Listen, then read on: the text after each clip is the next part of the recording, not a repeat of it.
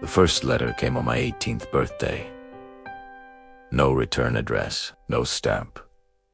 Just my name written in handwriting I hadn't seen in a year. Before I even opened it, I knew it was from him, Leo. The boy who promised he'd never forget me. The boy who left without saying goodbye. That summer, I was 17. I worked at a dusty little bookstore on Maple Street, spending my days sorting paperbacks and my nights wondering if anything real ever happened in a town like mine. Life felt like a book I'd already read 100 times. I knew every character, every street corner, every predictable ending. Then Leo walked in, barefoot and sun-kissed. He was crashing at his aunt's place for a few months. He said he hated phones and didn't do social media. At first I thought he was lying, maybe putting on some kind of old soul act. But he kept coming back. Every day, right around sunset, the little bell on the bookstore door would jingle, and there he'd be. We talked for hours, sitting on the floor surrounded by stories that weren't as good as our own. We talked about the kinds of books that made us cry, the people we wanted to be, the places that felt like home. He told me he never stayed anywhere long, that he was always chasing something he couldn't name. I told him I'd never left, that my whole world was contained within the borders of this small town. By the end of that summer, I knew I was in love. It wasn't the loud, messy kind you see in movies. It was quiet, the kind that sneaks in through small moments you don't realize you're recollecting until they've already become memories. The way he'd tuck a stray piece of hair behind my ear, or the sound of his laugh echoing in the empty store after closing. We had a secret rooftop overlooking the town square. We'd go there at night, counting stars and making promises we both knew were probably impossible. A promised AD. Never forget me. I promised I'd wait. I guess one of us was better at keeping promises than the other, because one day, he just disappeared. No warning, no goodbye. Just silence. I went to the bookstore, and he wasn't there. I waited on our rooftop, but he never came. His aunt, a woman with sad eyes who never looked directly at me, said he left for a family emergency. I didn't believe her. The way she said it felt rehearsed, like a line she'd been told to deliver. I sat on that rooftop, holding the book he never came back to finish, and I waited. The silence was deafening. It felt like a betrayal. How could someone who shared so much of his world with me just vanish from mine?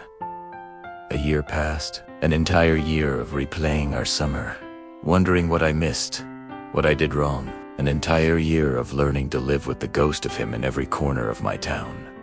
And then, on my 18th birthday, a letter arrived. It was sitting on the doormat. No return address, no stamp, just my name scrawled on the front. I knew that handwriting. Inside was a single sheet of paper, and a line I've never forgotten.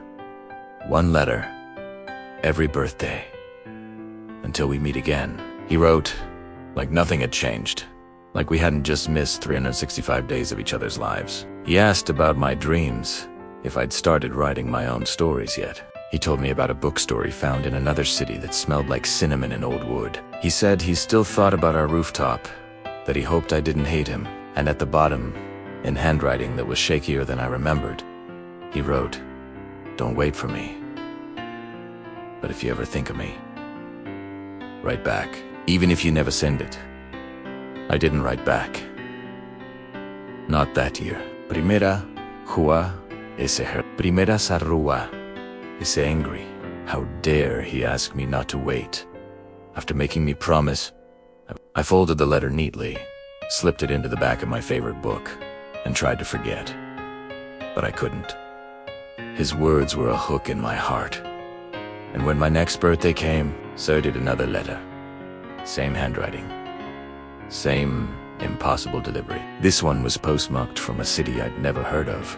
He told me about learning to sail, about the color of the ocean at dawn. Easkedif, ed.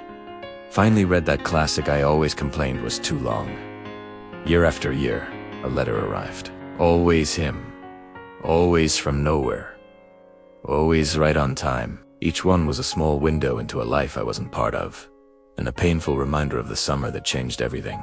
If you believe some stories never truly end, even when people walk away, make sure you like this video and subscribe to the channel. Welcome to Lovin' Us, where the heart always remembers. Some love stories don't need forever, just one day, once a year, to remind you they were real. Like this story. Subscribe to Lovin' Us for episode 2, 10 letters, and drop a mailbox emoji in the comments. If there's someone you still think about, even now, thanks for listening.